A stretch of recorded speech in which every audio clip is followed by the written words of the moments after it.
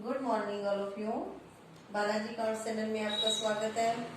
सबसे पहले आप सभी बच्चों को heartiest congratulations, you have clear to 10th class and join class +1। अब आपके पास बहुत ज्यादा चुनौती है कि आपको अब आपका यहाँ से करियर शुरू होता है +1 से। +1 में आपको कौन सा सब्जेक्ट लेना है। मैंने देखा बहुत सारे बच्चे कंफ्यूज रहते हैं कि हमें क्या सब्जेक्ट लेना चाहिए, कॉमर्स लेना चाहिए, नॉन मेडिकल लेना चाहिए या आर्ट्स लेना चाहिए। लेकिन मैं आप सभी बच्चों को यही प्रेफर करूंगी कि आप सब बच्चे पहले अपने गोल डिसाइड करो कि हमारा गोल क्या है। उस गोल को ध्यान में रख के ही आप अपना सब्जेक्ट लो। किसी बच्चे के पीछे जाने की जरूरत नहीं है कि मेरे फ्रेंड ने लिया है नॉन मेडिकल, आर्ट्स, कॉमर्स जो भी है मैं वही लूंगा। नो, अपना आप एम देखो, उसके बाद आप जो अपना सब्जेक्ट डिसाइड करो। तो आज हम क्लास +1 कॉमर्स की क्लास लगा रहे हैं और एक सभी बच्चों से रिक्वेस्ट है कि ये क्लास शुरू से एंड तक देखें और मेरे चैनल को सब्सक्राइब करना और मेरे वीडियो को लाइक शेयर जरूर करना अगर आपको पसंद आए तो। अब हम कॉमर्स के बारे में पढ़ रहे हैं। कॉमर्स जो एक ऐसा फील्ड है जो हमारी डेली लाइफ पे, डेली रूटीन लाइफ पे भी इसकी जरूरत पड़ती है।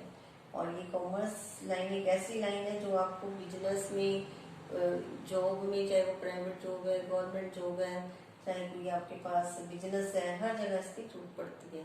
और कहीं आजकल आप देखते हो कि हमें जॉब भी नहीं मिलती, तो हम अपने बलबूते पे, अपनी नॉलेज के हिसाब से भी घर बैठे ही बहुत सारा मनी अर्न कर सकते हैं।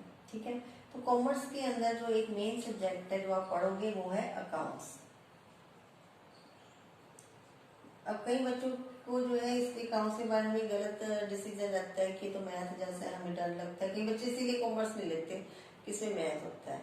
बस में मैथ नहीं है, इसमें क्या है, अकाउंट्स। अकाउंट्स मैथ से बिल्कुल अलग है। मैथ के तो बहुत रूल रेगुलेशन मेथड्स होते हैं, इसके कोई आपको ज्यादा रूल्स नहीं है, कोई फॉर्मूलाज नहीं है। सिंपल सब्जेक्ट है अकाउंट्स। अकाउंट्स होता क्या है, अब आप देखो आपके डेली रूटीन लाइफ में, आपके घर में भी आपके पेरेंट्स भी मेंटेन करते हैं, जो हम रिकॉर्ड्स मेंटेन करते हैं उसको अकाउंट्स कहते हैं। क्योंकि हमारे को याद नहीं रहती, हमें क्या करना पड़ता है, उसको रिटर्न में करना पड़ता है। जैसे मान लो हमने किसी को कितना पैसा दिया, किसी से कितना आया। अब जैसे आप स्कूल में फीस पे करते हो मान लो, तो आप अपने टीचर को लिखवाते हो ना, नोट करवाते हो ताकि उनको याद रहे। कई बार क्या होता है अगर हमने नोट नहीं की होगी तो याद नहीं रहेगा हमें कि हमारे पास किस बच्चे की फीस आई है, किसकी नहीं है, किसी को डबल कह देंगे या कोई देगा ही नहीं। तो इस तरीके से बस यही अकाउंट्स है कि हमें अपने रिकॉर्ड्स को मेंटेन करके रखना है। तो दैट इज अकाउंट्स। अकाउंट्स के बारे में चलो अब हम थोड़ी सी नॉलेज लेते हैं, अकाउंट्स क्या होता है। तो अकाउंट्स मैंने आपको बताया कि कोई भी चीज जिसको हम रिटर्न में रिकॉर्ड्स मेंटेन करके रखते हैं। बिजनेस के अंदर हमारी डेली ट्रांजेक्शन्स बहुत होती हैं। जो बिजनेसमैन लोग होते हैं, कभी माल खरीदना है, बेचना है, किसी दुकानदार मान लो हमने 10,000 का माल खरीदा, 2,000 दे दिया, 8,000 रख दिया, फिर कुछ दे दिया, ले लिया। इस तरीके से सारा हिसाब किताब हम याद नहीं रख सकते, तो इसलिए हम क्या करते हैं, अकाउंट्स को मेंटेन करके रखते हैं। इसके लिए हमें क्या क्या बुक्स मेंटेन करनी पड़ती हैं। इसके लिए हमें जो बुक्स मेंटेन करनी पड़ती हैं वो है हमारे पास जर्नल, लेजर, ट्रायल बैलेंस, फिर हमारी लास्ट में आती है फाइनल अकाउंट्स। ये चीजें हमें जो है मेंटेन करनी पड़ती हैं। जैसे हम सबसे पहले बनाते हैं जर्नल। जर्नल के में हम क्या करते हैं, सारा रिकॉर्ड रखते हैं, जर्नल एंट्रीज डेली की ट्रांजेक्शन। उसके बाद हम क्या करते हैं, लेजर बनाते हैं। लेजर में हम जो हमने जर्नल में बनाया था, लेजर में एक परफॉर्मा के रूप में बनाते हैं। हर एक पर्सन का अलग अलग बनाते हैं कि इस पर्सन से मैंने कितना लिया, इसको कितना देना है। जैसे मान लो हम कोई राशन खरीदते हैं, क्रेडिट मेंटेन कर रहे हैं, उधार ले रहे हैं, तो वो क्या करता है, हमारा अलग से अकाउंट बना देता है ना। या हम बैंक का एग्जाम्पल लेते हैं, बैंक में हमने अकाउंट खोला हुआ है और सब बहुत से लोगों ने अकाउंट खोले होते हैं, तो हमारे अकाउंट में हमारा ही नाम आएगा, मिनट में हमें पता चल जाएगा कि हमें कितना पैसा बैंक में पड़ा है, कितना निकालना है, कितना डालना है। उसके लिए हम क्या करेंगे, सिर्फ अपना अकाउंट नंबर डालेंगे और हमारा अकाउंट खुल के हमारे सामने आ जाएगा। इस तरीके से और जिस पर्सन का है वो अपने अपने अकाउंट डालेंगे, तो वो होती है लेजर। उसके बाद आते हैं ट्रायल बैलेंस, ये सब हम बाद में पढ़ेंगे, ट्रायल बैलेंस। उसके बाद हम बनाते हैं फाइनल अकाउंट्स, जो किसी भी बिजनेस का एंड रिजल्ट होता है। ठीक है, फाइनल अकाउंट्स में हम क्या क्या बनाते हैं, trading and profit and loss account बनाते हैं और एक बनाते हैं बैलेंस शीट। इसी से हमें पता चलता है कि फर्म की पोजीशन कैसी है। ओके, तो ये अकाउंट हमें चीजें जो है मेंटेन करनी पड़ती है, बुक्स मेंटेन करनी पड़ती है, जर्नल हो गया, लेजर हो गया, ये सब अकाउंट्स हमें बनाने हैं। तो हम सबसे पहले पढ़ेंगे नेचर ऑफ अकाउंट्स।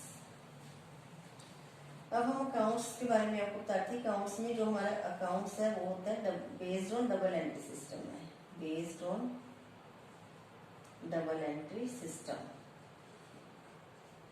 ये क्या होता है? हमारा जो अकाउंट्स है डबल एंट्री सिस्टम पे बेस्ड है। डबल मतलब दो, तो एक चीज इसमें डेबिट होती है, एक चीज होती है क्रेडिट।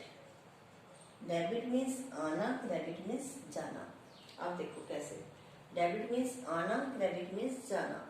कोई चीज आई है हमारे पास वो डेबिट होगी, जो गई है वो क्रेडिट होगी।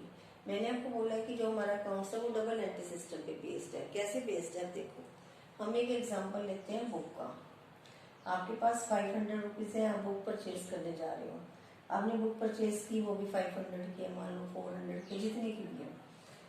अब बुक्स आप खरीदने गए हो तो आपके पास क्या आया? बुक आई। बुक क्या होगी? डेबिट होगी। गया क्या? पैसा गया, मनी गया, वो क्रेडिट होगा। एक साथ दो ट्रांजैक्शन हुई ना। दुकानदार के पास क्या हुआ? दुकानदार के पास मनी आया, उसके पास से बुक गई, उसने मनी को डेबिट कर लेना है, बुक को क्रेडिट कर देना है। ठीक है, हर एक पर्सन के पास जो है एक साथ दो ट्रांजैक्शन होती है। अब अगर मान लो कई बच्चे पूछेंगे हमने तो उधार खरीदी है बुक, मान लो हमने उधार खरीदी है बुक, तो दुकानदार क्या करेगा? यहाँ पे लिखेगा बुक बेची उसने, हमारे पास बुक आई। हम यहाँ क्रेडिट किसको करेंगे? हमने जिससे दुकान से बुक खरीदी है उसका नाम डाल देंगे। दुकानदार भी ऐसे करेगा, हमारा नाम लिख देगा यहाँ पे, मनी नहीं लिखेगा क्योंकि मनी तो उसके पास आया ही नहीं है। वो क्या करेगा? उस बंदे का नाम लिखेगा जिसने उससे बुक खरीदी है और बुक को क्रेडिट कर देगा। तो इस तरीके से ये जो है हमारा डबल एंट्री सिस्टम बेस्ड हो गया। उसके बाद है नेचर ऑफ अकाउंट्स, जो जानने बहुत जरूरी है। Nature of accounts, nature of accounts क्या होती है? अकाउंट्स की जो नेचर है किस तरीके की है, इन चीजों पे बेस्ड होती है। तो फर्स्ट नेचर है इसकी पर्सनल नेचर, पर्सनल। दूसरी है रियल, थर्ड इज नॉमिनल। ठीक है, अब जो फर्स्ट है personal nature. Personal nature, personal जैसे नाम से पता चल रहा है, कोई पर्सन हो गया हमारे पास, कोई any name of firm, any name of person, तो हो गया पर्सनल नेचर। पर्सनल नेचर में हम डेबिट किसको करते हैं, क्रेडिट किसको करते हैं? डेबिट करते हैं, debit the receiver, credit the giver. मतलब अगर वो कोई रिसीव कर रहे हैं पर्सनल, जैसे मान लो पर्सन, मैंने बोला any name of form, any name of person. जैसे मान लो राम है, राम ने पैसा रिसीव किया तो राम कौन हो गया? रिसीवर हो गया, वो डेबिट हो गया। अब राम ने पैसा दिया, हमने राम ने पैसा दिया तो राम क्या हो गया? क्रेडिट हो गया। राम ने पैसा दिया तो credit the giver. Real nature में क्या होता है? सारी हमारे पास एसेट्स आती हैं। एसेट्स क्या होती हैं? एसेट्स जैसे मान लो हमारे पास लैंड है, बिल्डिंग है, कैश है, बैंक है, जो हमारा अपना पैसा है जिसको हम बेच के इमरजेंसी टाइम में यूज कर सकते हैं, तो हो गया रियल। रियल में डेबिट क्या होता है? Debit what comes in, credit what goes out.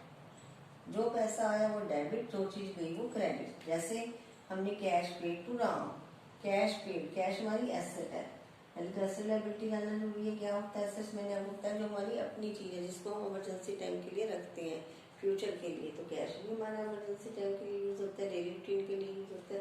Cash हमारी एसेट मानी जाती है। तो कैश आया हमारे पास, मान लो cash what comes in, cash आया हमारे पास तो कैश डेबिट हो गया टू जिससे आया उस पर्सन का नाम हो गया। ऐसे क्रेडिट व्हाट गोज आउट, क्या गया? जैसे मान लो मैंने कैश पेड किया टू राम को तो राम के पास चला गया, राम को डेबिट टू कैश। नॉमिनल में all expense debit, all expenses and losses, और credit all income and gains. इसके अंदर डेबिट किसको करते हैं? जो सारे खर्चे हैं हमारे ये लॉस हुआ है, और इनकम उनको सबको क्रेडिट करते हैं। अब मैं आपको एक एग्जांपल लेके तीनों का समझाती हूँ क्या होता है, क्योंकि पहले फर्स्ट टाइम ये आप अकाउंट्स पढ़ रहे हो, क्योंकि पहले तो आपने 10th तक पढ़ा नहीं है, इसलिए थोड़ा आपको टिपिकल भी लगेगा, इसमें बात समझ भी नहीं आएगी जल्दी जल्दी। तो आप इसको 2-3 बार देखना तो आपको समझ आ जाएगा, फिर क्वेश्चंस करेंगे तो और ज़्यादा समझ आएगा, जैसे जैसे अगले अगले स्टेप पे चलते जाएंगे। अब सबसे पहले देखो मैंने इसका लिया पर्सनल का। जैसे मान लो मैं बोलती हूँ कैश पेड टू राम, अब देखो इसमें हमारे पास दो नेचर है।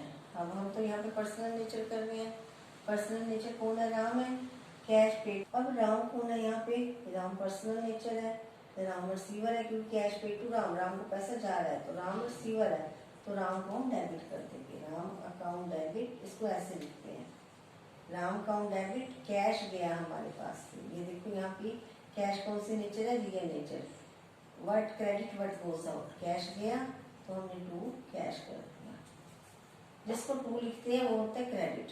ओके, एक साथ दो दो नेचर चल पड़ी। अब यहाँ पे आओ रियल में। रियल में देखो, जैसे हम एग्जांपल ले लेते हैं, cash receive from Mohan. Cash receive हुआ मोहन से, दो नेचर है हमारे पास, कैश रिसीव, कैश आया, कैश आया तो कौन सी नेचर है? Real nature. Debit what comes इन, जो चीज आई, आया क्या? कैश आया तो डेबिट हो गया, cash account debit.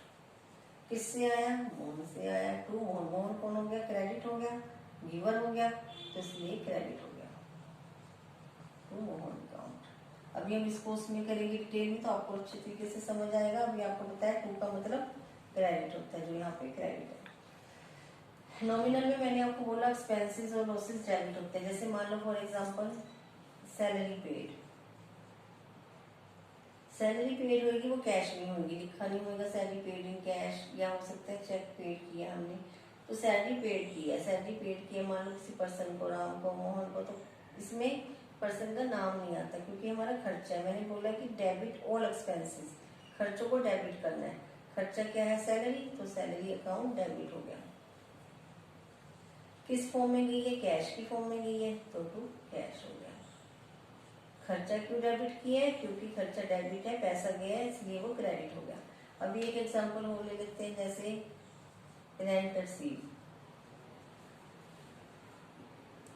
Rent receive किया, रेंट रिसीव हमने घर किराए पे दिया है, दुकान किराए पे दिया है, पैसा आया, यहाँ पे हमारे पास पैसा आया, किस फॉर्म में आया? रेंट रिसीव में आया, तो हमने क्या किया? कैश की फॉर्म में आया, जो डेबिट था, व्हाट कम्स इन, डेबिट हुआ cash, cash account debit to, कहाँ से आया? रेंट से आया, टू रेंट रिसीव अकाउंट। अब हम देखो इसको ऐसा क्यों लिखते हैं कि रेंट टू रेंट रिसीव क्यों किया या सैलरी क्यों किया? क्योंकि जब हम अपना हिसाब किताब मेंटेन करने बैठते हैं तो हमें याद नहीं रहता कि कोई पैसा कहाँ से आया, कहाँ गया। तो इस एंट्री को देख के हमें पता चल जाएगा कि हमने किसी को सैलरी दी थी, किसी से रेंट आया था। ठीक है, तो ये नेचर ऑफ अकाउंट्स है आपका, इसको अच्छे तरीके से कर लेना। ठीक है।